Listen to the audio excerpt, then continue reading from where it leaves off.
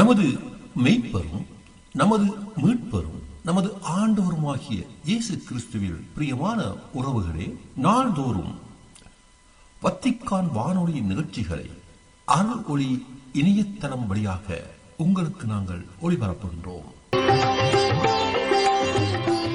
உங்களுக்காக தொகுத்து வழங்குபவர் உங்கள் அன்பு சோதரன் பேசாலை தாஸ்.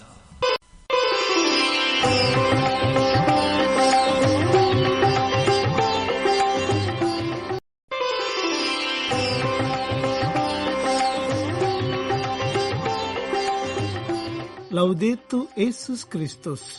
இயேசு கிறிஸ்துவுக்கு புகழ். தமிழ் கூறும் நல்லுலகில் வாழும் அனைத்து அன்புள்ளங்களுக்கும் வத்திக்கான் வானொலியின் வணக்கம். இறைவன் உங்கள் உள்ளத்தையும் இல்லத்தையும் தன் அன்பாலும் அருளாலும் அமைதியாலும் இன்றும் என்றும் நிரப்புவாராக.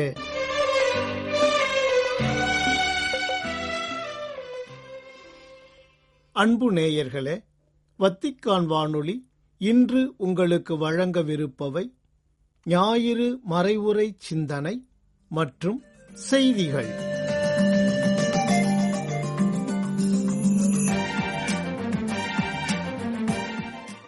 பொதுக்காலம் 3ஆம் ஞாயிறு. இயேசு தரும் அழைப்பை ஏற்போம். என்னை நீ அழைத்தாய், பின் செல்ல பணித்தாய், இறைவா வழி நடத்தி செல்வாய், இறைவா வழி நடத்தி செல்வாய். என்னை நீ அழைத்தாய், பின் செல்ல பணித்தாய், இறைவா வழி நடத்தி செல்வாய். அன்பர்களே, இன்று பொதுக்காலத்தின் 3ஆம் ஞாயிறை சிறப்பிக்கின்றோம். இன்றைய வாசகங்கள் 2 முக்கிய மைய கருத்துக்களை கொண்டுள்ளன. முதலாவதாக, இருளில் தவித்த இஸ்ரேல் மக்களின் மீட்பராக தன் மகன் இயேசுவை ஒளிரச் செய்கின்றார் இறைத்தந்தை. இரண்டாவதாக, அந்த இயேசு என்னும் மீட்பரை உலகெங்கும் எடுத்துச் செல்லும் பணியாளர்களாய் ஒளிர்ந்திட நமக்கும் அழைப்பு விடுக்கின்றார்.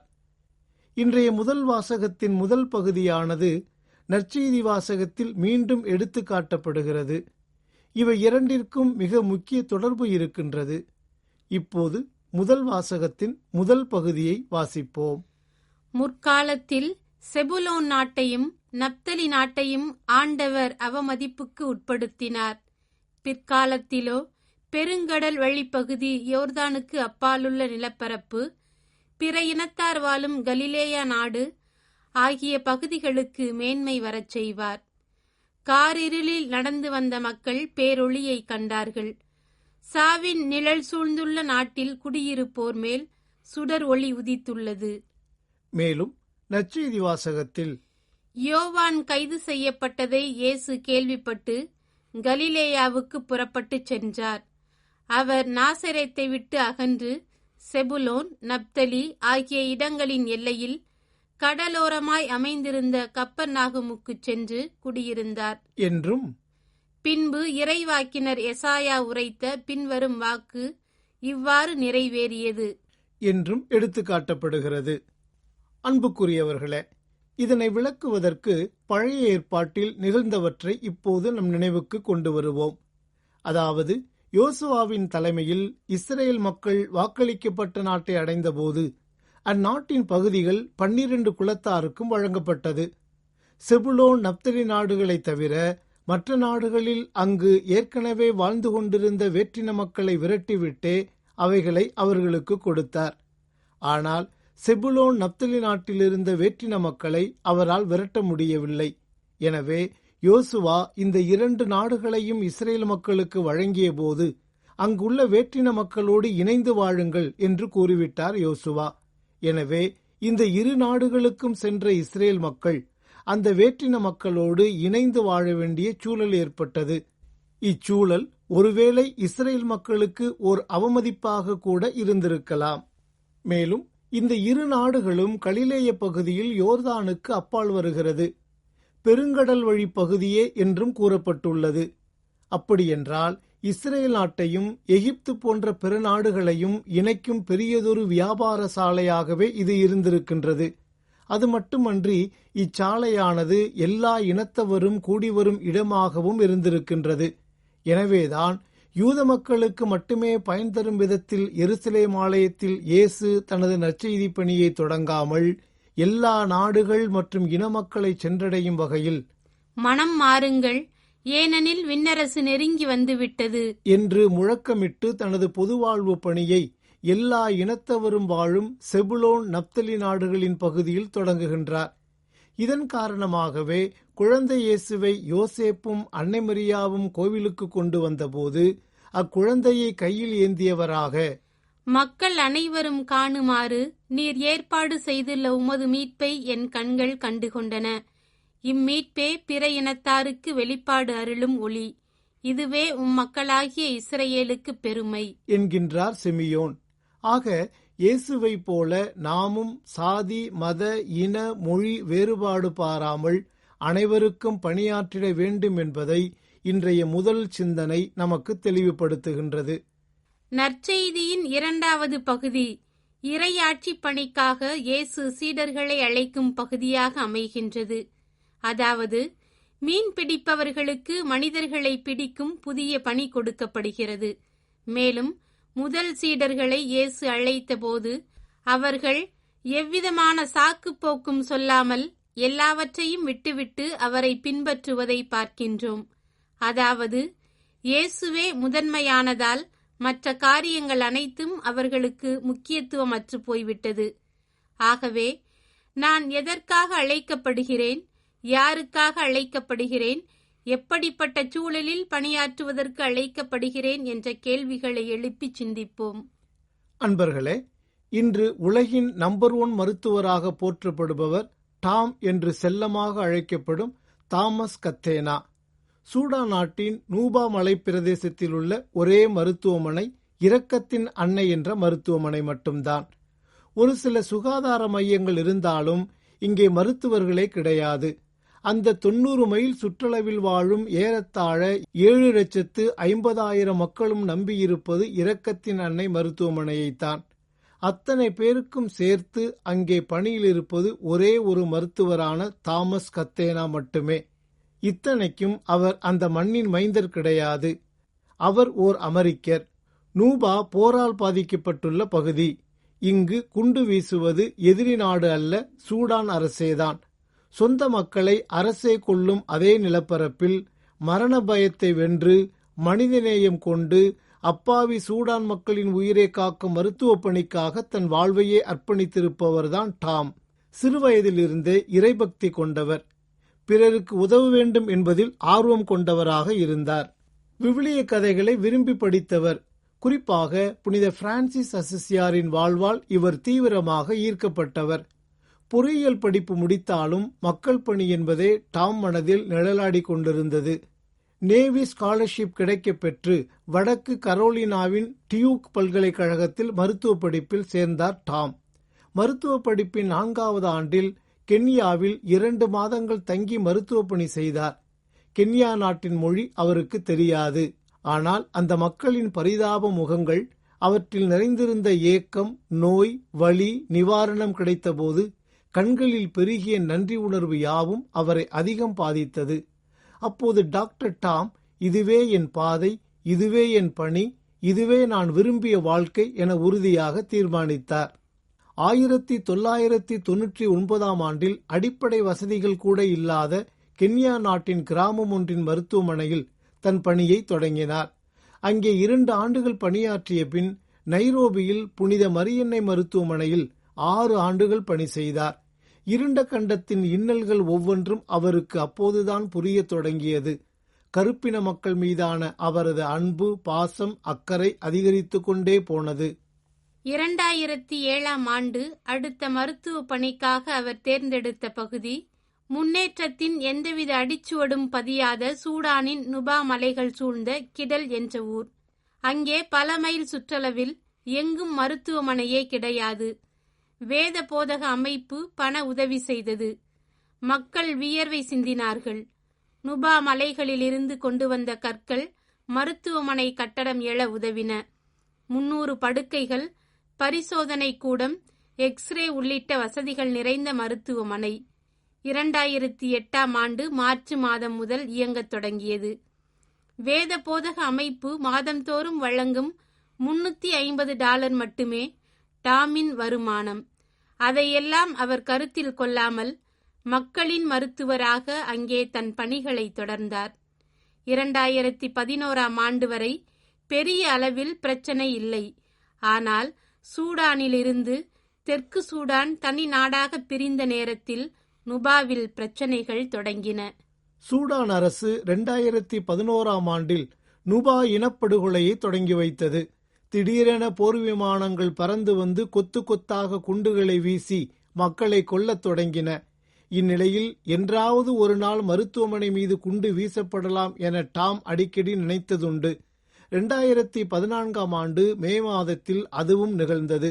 மருத்துவமனை வளாகத்தில் ஏறத்தாழ 11 குண்டுகள் விழுந்து வெடித்து சிதறின. நோயாளர்கள் எல்லாம் பதறியடித்துக் கொண்டு தரையோடு தரையாக படுத்துக் கொண்டனர். பாதுகாப்புக்காக வெட்டி வைத்திருந்த பதுங்கு குழிகளுக்குள் ஓடி ஒளிந்தனர். மக்கள் மட்டுமல்ல, மருத்துவர் டாமும் தான்.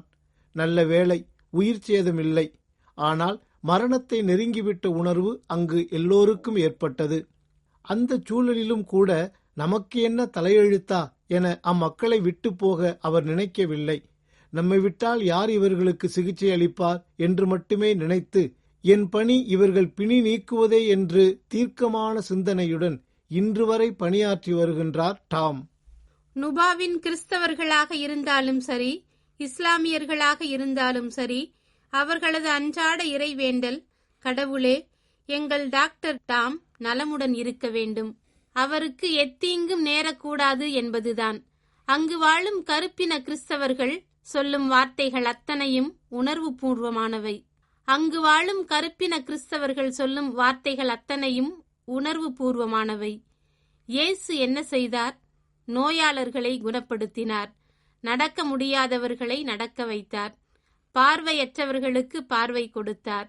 எங்கள் டாக்டர் டாமும் அதைத்தான் இங்கு செய்து கொண்டிருக்கிறார். எங்களுடைய இயேசு டாக்டர் டாம் தான். அன்பர்களே, இன்றைய நம் துறவு வாழ்வில் நான் நினைத்ததை சாதிக்க வேண்டும், நான் விரும்பும் பதவி வேண்டும், பணம் கொழிக்கும் பங்குத்தலங்களும் பணித்தலங்களும் வேண்டும் என வீண் பெருமைக்காகவும் புகழுக்காகவும் சண்டையிட்டுக் கொண்டிருக்கின்றோம். இதனால் துறவு வாழ்வில் மட்டுமல்ல, பொதுநிலையினர் வாழ்விலும் பிளவுகளையும் பிரச்சனைகளையும் ஏற்படுத்தி விடுகின்றோம். இதன் காரணமாகவே இன்றைய 2ஆம் வாசகத்தில், சகோதர சகோதரிகளே, நம் ஆண்டவர் இயேசு கிறிஸ்துவின் பெயரால் நான் உங்களை கெஞ்சி கேட்டுக்கொள்வது இதுவே: நீங்கள் ஒத்த கருத்துடையவர்களாய் இருங்கள். உங்களிடையே பிளவுகள் வேண்டாம். ஒரே மனமும் ஒரே நோக்கமும் கொண்டிருங்கள் என்று பவுலடியார் வலியுறுத்தி கூறுகின்றார். இயேசு தனது சீடர்களின் வழியில் இவ்வுலக மக்கள் யாவரையும் ஒன்றுபடுத்தும் இறையாட்சி பணிக்காக நம் ஒவ்வொருவரையும் தனிப்பட்ட விதத்தில் பெயர் சொல்லி அழைக்கிறார். நமது பதில்மொழி என்ன?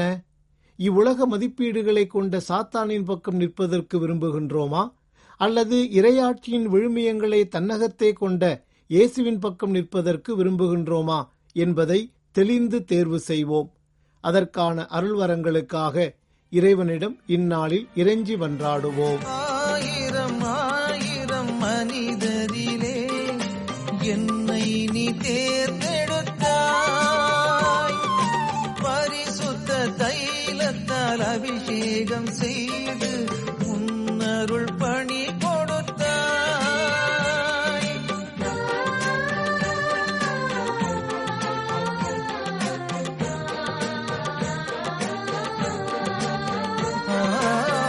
ஆயிரம் ஆயிரம் மனிதரிலே என்னை நீ தேர்ந்தெடுத்தாய்,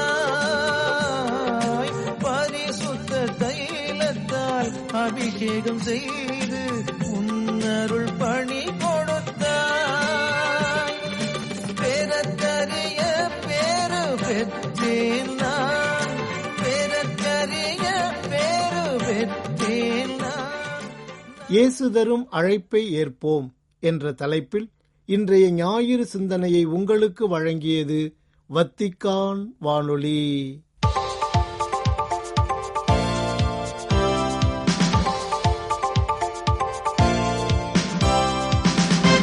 செய்திகள். இன்றைய தகவல் தொடர்பு வலையமைப்புகளுக்குள் அடிப்படை தகவல் தொடர்பு செயல் பாதுகாக்கப்பட வேண்டும், வளர்க்கப்பட வேண்டும். மேலும் அதிகமாக தேடப்பட வேண்டும் என்றும், இறை தந்தையை வெளிப்படுத்தும் இயேசு கிறிஸ்து இந்த தகவல் தொடர்பு யுகத்தில் எவ்வாறு நன்றாக வாழ்வது என்பதை நமக்கு கற்பிக்கிறார் என்றும் கூறியுள்ளார் திருத்தந்தை 14ஆம் லியோ. ஜனவரி 24 சனிக்கிழமையன்று வெளியிடப்பட்டுள்ள 60வது உலக தகவல் தொடர்பு நாளுக்கான செய்தியில் இவ்வாறு கூறியுள்ள திருத்தந்தை, மனித இதயத்தின் பொறுப்பையோ அல்லது உறவின் உண்மையையோ எந்த தொழில்நுட்பமும் மாற்ற முடியாது என்று நினைவுபடுத்தியுள்ளார். நமது முகங்கள் மற்றும் குரல்கள் மூலம் வெளிப்படுத்தப்படும் மனித தொடர்பு புனிதமானது, ஏனெனில் அது கடவுளின் சாயலையும் உடனிருப்பையும் வெளிப்படுத்துகிறது என்று கூறியுள்ள திருத்தந்தை, எண்ணிம ஊடகங்களாலும் செயற்கை நுண்ணறிவாலும் மாற்றமடைந்துள்ள உலகில் தகவல் தொடர்பின் தனிப்பட்ட உறவுமுறை மற்றும் நெறிமுறை பரிமாணங்களை பாதுகாக்க வேண்டும் என்று வலியுறுத்தியுள்ளார். முகங்களும் குரல்களும் தனித்துவமானவை, நமது தனிப்பட்ட அடையாளத்தை அவை வெளிப்படுத்துகின்றன என்றும், மறைநூட்களில் கடவுள் உறவுகள் மூலம் தொடர்பு கொள்கிறார், கடவுளின் காணக்கூடிய மற்றும் உயிருள்ள வார்த்தையான இயேசுவில் முழுமையாக வெளிப்படுத்தப்படுகிறார் என்றும் கூறியுள்ள திருத்தந்தை, மனித முகங்களையும் குரல்களையும் பாதுகாப்பது மனித மாண்பையும் இறையன்பையும் மதிக்கும் ஒரு வழியாகும் என்றும் தெரிவித்துள்ளார்.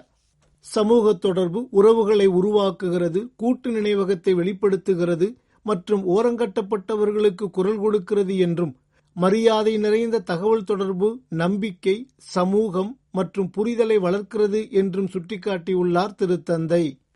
தகவல் தொடர்பு ஆழம் இல்லாத போது, குறிப்பாக எண்ணிம இடங்களில் தகவல் தொடர்பு வெறுமையாகவோ கையாளக்கூடியதாகவோ அல்லது மனிதாபிமானமற்றதாகவோ மாறக்கூடும் என்றும் எச்சரித்துள்ளார் திருத்தந்தை. ஜனவரி 23 வெள்ளியன்று லக்சம்பர்க் நாட்டின் 5ஆம் இளவரசர் கில்லோம் மற்றும் அவரது துணைவியார் இளவரசி ஸ்டெபானி ஆகியோரை திருப்பீடத்தில் சந்தித்தார் திருத்தந்தை 14ஆம் லியோ. திருப்பீட செய்தி தொடர்பகம் வெளியிட்டுள்ள அறிக்கையின்படி, இச்சந்திப்பின் போது திருப்பீட செயலர் கர்தினால் பியத்ரோ பரோலின் மற்றும் பன்னாட்டு உறவுகள் திருப்பீடத்துறையின் செயலர் பேராயர் பால் ரிச்சர்ட் காலகர் ஆகியோரையும் சந்தித்து உரையாடினார் 5ஆம் இளவரசர் கில்லோம். திருப்பீட செயலகத்தில் இடம்பெற்ற இந்த சந்திப்புகளின் போது லக்சம்பர்க் மற்றும் திருப்பீடத்திற்கு இடையே நிலவும் வலுவான தூதரக உறவுகளை அதிகாரிகள் கோடிட்டு காட்டினர். தவக்காலத்தின் போது ரோமை மறைமாவட்டத்தைச் சேர்ந்த 5 பங்கு தலங்களை சந்திக்க உள்ளார் திருத்தந்தை 14ஆம் லியோ. ஒவ்வொரு ஞாயிற்றுக்கிழமையும் அந்தந்த பங்கு சமூகங்களை சந்திப்பதோடு அங்கு திருப்பலியையும் நிறைவேற்றுவார். ஜனவரி 23 வெள்ளியன்று ரோமை மறைமாவட்ட நிர்வாகம் அறிவித்துள்ள செய்தி ஒன்றில், சாம்பல் புதன்கிழமைக்கு அடுத்த நாளான பிப்ரவரி 19 வியாழனன்று மறைவட்ட அருள் பணியாளர்களுடனான அவரது சந்திப்பை தொடர்ந்து இப்பயணங்கள் அமையும் என்று குறிப்பிடப்பட்டுள்ளது. ரோமை நகரின் 5 மெய்ப்பு பணி மண்டலங்களை ஜனவரி 23 வெள்ளியன்று ரோமை மறைமாவட்ட நிர்வாகம் அறிவித்துள்ள செய்தி ஒன்றில், சாம்பல் புதன்கிழமைக்கு அடுத்த நாளான பிப்ரவரி 19 வியாழனன்று மறைமாவட்ட அருள் பணியாளர்களுடனான அவரது சந்திப்பை தொடர்ந்து இப்பயணங்கள் அமையும் என்று குறிப்பிடப்பட்டுள்ளது. 6 நபர்களுக்கு புனிதர் பட்டம் வழங்கும் பணியை அடுத்த நிலைக்கு கொண்டு செல்லும் ஆணைகளுக்கு ஒப்புதல் அளித்துள்ளார் திருத்தந்தை 14ஆம் லியோ. இதன் மூலம் 2 அருளாளர் நிலைக்கும் 4 வணக்கத்திற்குரியவர் நிலைக்கும் உயர்த்தப்பட உள்ளனர். ஜனவரி 22 வியாழனன்று புனிதர் பட்ட படிநிலைகளுக்குரிய திருப்பீடத்துறையின் தலைவர் கர்தினால் மார்செல்லோ செமராரோ அவர்களை சந்தித்த போது இந்த ஒப்புதலை வழங்கியுள்ளார் திருத்தந்தை. குவாத்தமாலாவைச் சேர்ந்த பிரான்சிஸ்கன் சபை துறவியான அருள் பணியாளர் அகஸ்தோ ரஃபேல் ராம்ரெஸ் அவர்கள் விசுவாசத்திற்காக கொல்லப்பட்டதால் மறைசாட்சி என அங்கீகரிக்கப்பட்டுள்ளார். மேலும் அசோலாவின் இயேசுவின் திரு உர்சுலைன் சபையின் நிறுவனரான அருள் சகோதரி மரியா இக்னாசியா இசாகி அவர்களின் பரிந்துரையால் நடந்த ஓர் அருள் அடையாளம் அங்கீகரிக்கப்பட்டுள்ளது. இந்த அங்கீகாரங்களின் அடிப்படையில் இவர்கள் இருவரும் விரைவில் அருளாளர் நிலைக்கு உயர்த்தப்படுவார்கள். மேலும் திருத்தந்தை லியோ அவர்கள் 4 நபர்களின் வீரத்துவ பண்புகளை அங்கீகரித்து அவர்களை வணக்கத்துக்குரியவர்கள் என்று அறிவிக்கவும் ஒப்புதல் அளித்துள்ளார். இத்துடன் வத்திக்கான் வானொலியின் தமிழ் ஒலிபரப்பு நிறைவு பெறுகின்றது. தொடர்வது அதன் மலையாள நிகழ்ச்சிகள். உங்கள் செவிமடுத்தலுக்கு நன்றி. வணக்கம். வணக்கம்.